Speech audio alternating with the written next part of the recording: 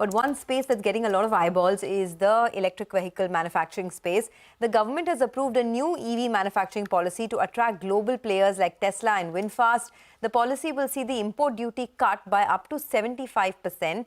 The new policy requires EV companies to invest a minimum of 4,150 crores, and the companies must also set up a production facility within 3 years.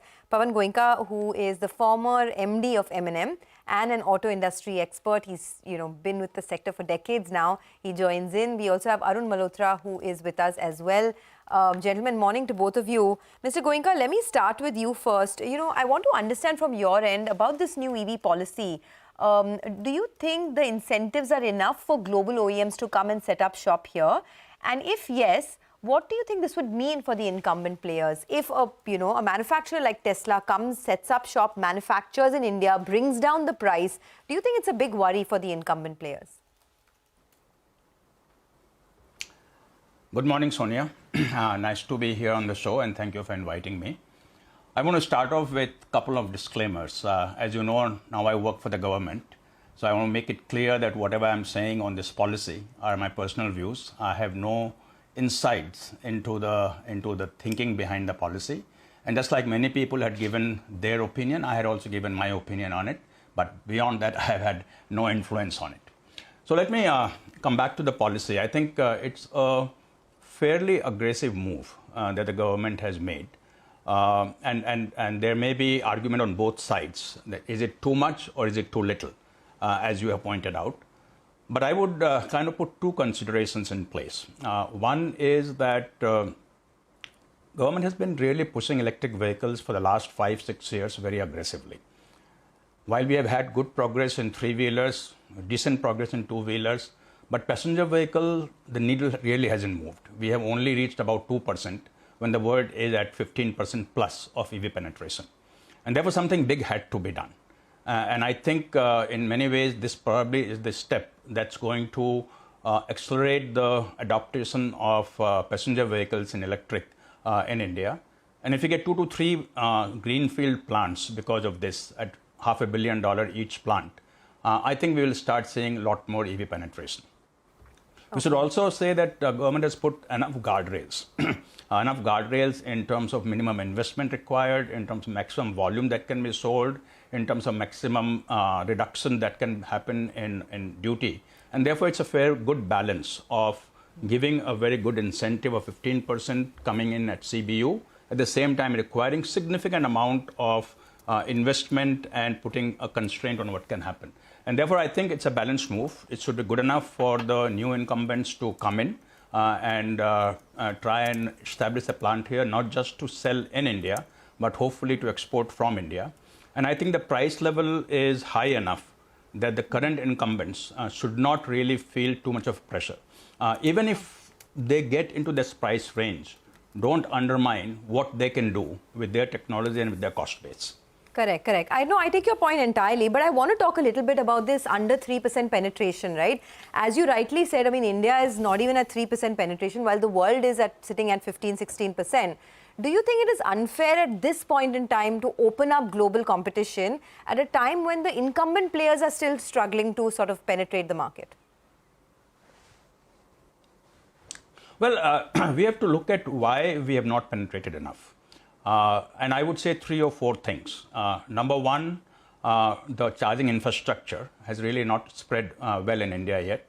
Number two, the number of products that are available to the consumers are very limited.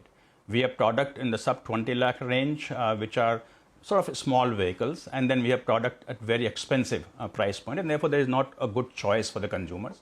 And number three, there is not enough localization that has been done. And that becomes chicken and egg situation because we don't have enough volume and therefore not enough localization. And therefore, the need is that we have to have scale for electric vehicles. And the scale will come only when there is an aggressive move. Now, I'm pretty sure that Mahindras and Tatas, who are working on new products, Tata has already launched their electric vehicle architecture platform. Mahindra will launch in about a year or so. With that, I don't think they will be at a disadvantage compared to anybody who comes in. because they will have fairly good product, fairly good technology, and from whatever I have seen in the print in terms of photos, I think their products will be very competitive to anyone who comes into India.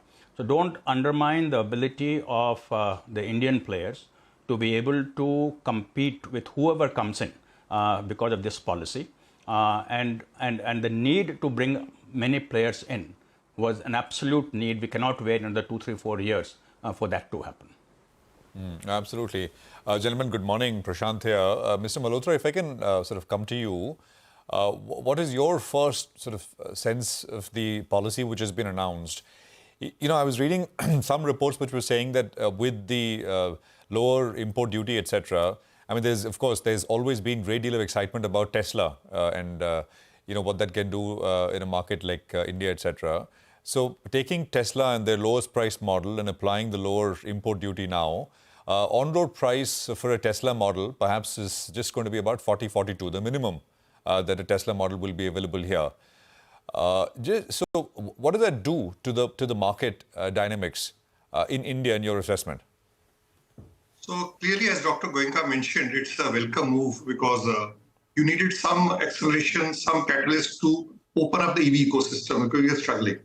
And clearly, when you allow players to come in the market and create, I think, more a supply chain also and an ecosystem, and India as a destination for global manufacturing, it's positive.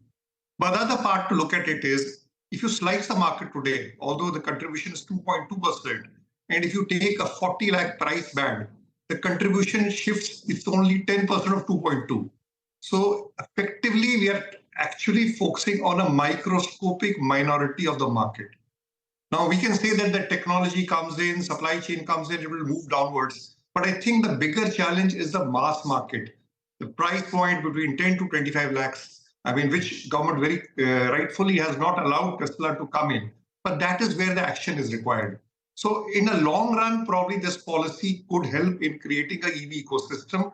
But in the next 2-3 years, I don't see it really bearing fruit because the real action will happen after 3-4 years. And I think the government's plan to have 30% penetration of EVs in 2030 is a far dream. To that extent, it's a mixed bag. It's positive in the long run, but in the short and medium range, the challenges of range, reach, aspiration, affordability is going to still hold back the EV market. And let's not forget, we have other technologies also competing in the EV in the passenger vehicles, the flex fuels, the CNG, the hybrid. So that way, all these have to be seen, and probably the fine print of the policy, which probably will follow, has to be observed. The other point is a lot of EV manufacturers in the luxury cars are already there. They've also made investment.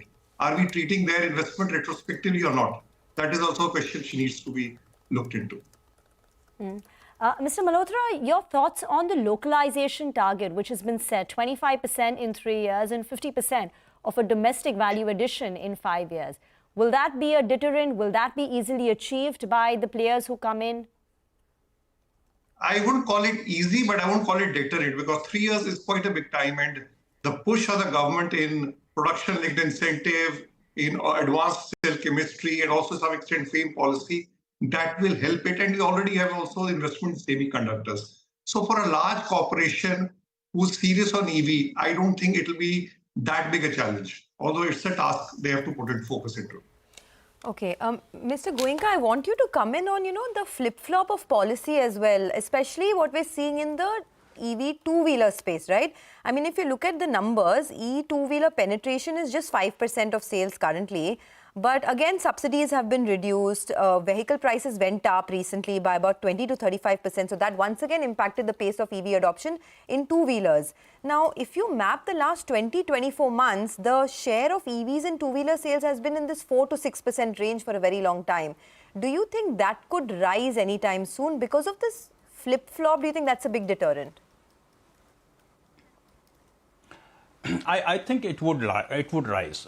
First of all, let me state that the big sort of government subsidy cannot remain forever. And the industry has to get used to sort of reducing amount of FAME benefit or reducing amount of PLI benefit, which of course is for a limited period of time. and the industry has to work on lowering the cost and being able to sell at the same price with a lower government incentive. Now, what's changing now in the two-wheeler is that scale is coming in. And with the scale coming in, more and more localization will happen, and the prices and cost will therefore come down. And hence, the industry would be able to support, even with lower incentive of FAME, the same price point that we have. That's one change that's happening. Second change that's happening is that the bigger players now are coming in more aggressively in the electric two-wheeler segment. I have seen in the Bharat Mobility Show the kind of products that are being displayed with the traditional two-wheeler players. Very good products, and I'm sure they'll be able to come in with a very good price point also. So given these two things, I think we will see a significant increase in the two-wheeler penetration over the next 2 to 3 years. I don't think that the two-wheeler sector will depend so much on the government incentive as it has been in the past. Okay, Mr. Malhotra, your thoughts on what else is needed for for two-wheeler penetration, EV two-wheeler penetration to increase in India? Because some of these players like TVS Motor, etc., have really sort of risen quite a bit. I mean, market share has gone up tremendously with the TVS iQube, for example. But what else do you think needs to be done for more EV penetration in the two-wheeler space? One of the challenges, what Dr. Goenka said, right, is that now more of the legacy players are aggressively getting into it. There is more also awareness around it. But I think the one of the biggest challenge in the two-wheelers is that the motorcycle market, which in two-wheelers contributes 2/3 of the market, that is 60%, we have hardly any presence in motorcycles as far as EV two-wheelers concerned. Of the two-wheelers EVs which you are selling, I mean, we sell about 80,000 a month, hardly it will be 1,000 a month, which is there. So there's something need to be done. And one of the reasons for this was that for the FAME benefit, we kept a cap of 1.5 lakhs. That has to be the ex-factory price. And somehow the designing, developing a motorcycle at that price point was just not possible. That's why that has not happened. So if we have to penetrate to rural, we have to penetrate to motorcycles, there has to be some special focus on motorcycles. Otherwise, we may go up, but it is like saying, if you're only tapping 1/3 of the market, the penetration can't go over more than 10 to 50%. That's the way I see it. Okay, gentlemen, thanks a lot for joining in. There is a lot more that needs to be done for this EV adoption to increase. And now with global OEMs as well getting incentivized to come and set up shop, the government clearly has one agenda on its mind: more electrification of vehicles to increase the EV penetration across the board. And they're trying to do that through several initiatives, whether it's the new EV policy, whether it's PLI incentives, also for the domestic manufacturers.